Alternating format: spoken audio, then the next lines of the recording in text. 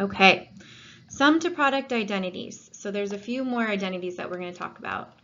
So we've got the sine of alpha plus beta is 2 times the sine of alpha plus beta over 2 times the cosine of alpha minus beta over 2. The sine of alpha minus beta is 2 times the cosine of alpha plus beta over 2 times the sine of alpha minus beta over 2. Cosine is going to be of alpha plus cosine of beta is 2 times the cosine of alpha plus beta over 2 times the cosine of alpha minus beta over 2. And then cosine of alpha minus cosine of beta is negative 2 sine of alpha plus beta over 2 times the sine of alpha minus beta over 2. So if we had to express the difference as a product of sines and or cosines, we're going to use these sum to product formulas. So number A is going to match up with this second formula here. So we've got our alpha is 4 theta and our beta is 6 theta. So that's going to give us 2 times the cosine of alpha plus beta over 2 times the sine of alpha minus beta over 2. So that's 2 times the cosine of, so 4 plus 6 is 10, and 10 divided by 2 is 5, so 5 theta. And then here we get 4 minus 6, so it leaves me with negative 2 theta divided by 2, which is negative theta. And then that negative sign that's inside, we're going to pull out to the front, since the sign is an odd function. Okay, so this letter B, that's going to match up with the third formula. So that's going to become 2 times the cosine, so our alpha is 2 theta and our beta is 4 theta. So 2 times the cosine of 2 theta plus 4 theta over 2 times the cosine of 2 theta minus 4 theta over 2, which gives me 2 times the cosine of, so 2 theta plus 4 theta is 6 theta. 6 theta divided by 2 is 3 theta. 2 theta minus 4 theta is negative 2 theta. Negative 2 theta divided by 2 is negative 2 theta. Sorry, is negative theta, so negative 1 theta. My brain's not working today. Don't usually write this one. Actually, I can erase that. There we go. So negative theta. And then the cosine is an even function, which means I can just get rid of that negative sign. And last slide. So solve cosine of theta plus 4 theta over the interval 0 is less than or equal to theta is less than 2 pi.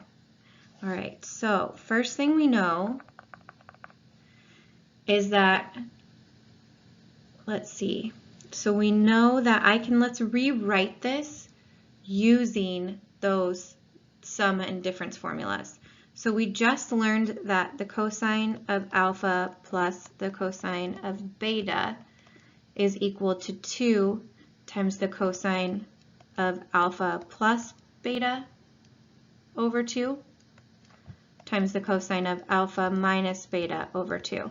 So what I'm going to do is I'm going to take this and I'm going to turn it into a product, and that way I can use the zero product property that you learned back in Math 65 to figure this out, to solve for the angles.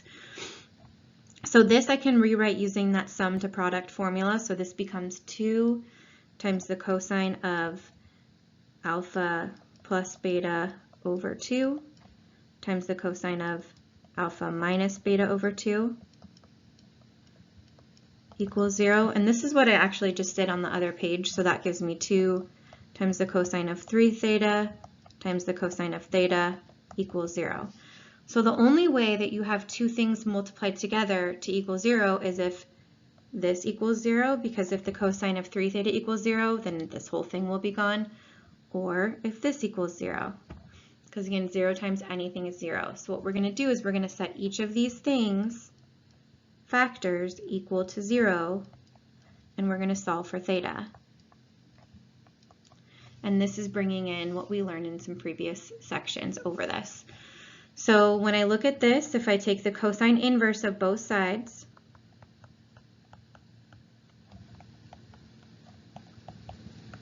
I'm going to get those will cancel, and I'm left with 3 theta equals pi over 2 plus 2 pi k. Don't forget that plus 2 pi k. So to get the theta by itself, divide everything by 3, and I get that theta equals pi over 6 plus 2 pi over 3k. And then over here, cosine of theta equals 0. So when I do the cosine inverse of both sides, I'm going to get theta equals pi over 2 plus 2 pi k. Or theta equals 3 pi over 2 plus 2 pi k. Forgot that one over here because cosine also equals 0 here and here. So this would be 3 theta equals also 3 pi over 2 plus 2 pi k. Divide everything by 3, and I get that theta equals pi over 2 plus 2 pi over 3 times k. So here's all of the general formulas for the values of theta that will give us 0. Make these factors equal to 0. Now this didn't ask for a general formula, it wanted it between 0 and 2 pi. So we're going to look at different values of k. So if k equals 0, we're going to get, if k is 0 on this first one, you'll get pi over 6. On the second one, you're going to get pi over 2. Third one, you'd also get pi over 2. And then the fourth one, you're going to get 3 pi over 2. Okay, now we'll let k equal 1. So if k equals 1, for this first general formula, you're going to get pi over 6 plus 2 pi over 3, which is going to end up giving us 5 pi over 6, which is definitely in that range.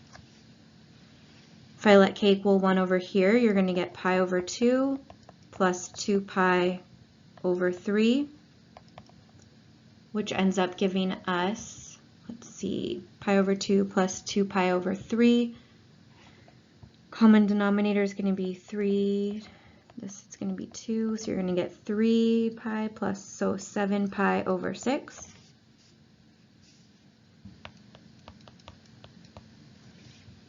Over here, if k equals 1, that's going to take us out of the range here because it's going to be 2 pi plus pi over 2, and same thing here. So we're actually done having to check these. We just need to keep on checking these other two answers really fast. So now let's let k equal 2. So over here, if k equal 2, you're going to get pi over 6 plus 2 pi over 3 times 2. So that gives us pi over 6 plus 4 pi over 3. Getting that common denominator is going to end up giving me, let's see, so multiply that by times 2 over 2. So you're going to get 9 pi over 6, which reduces down to 3 pi over 2, which I already have. If I let k equal 2 here, you're going to get pi over 2 plus 2 pi over 3 times 2, which is going to end up giving me, let's see, so common denominator, so 3 pi over 6 plus 4 pi over 6, which gives me, again, that 7 pi over 6, which I've already counted. And then if k equals 3, going over here, you're going to end up being out of that zone, and over here you're going to be out of that zone as well. And I think I might have made a mistake over here somewhere. Nope, looks like I'm good. All right.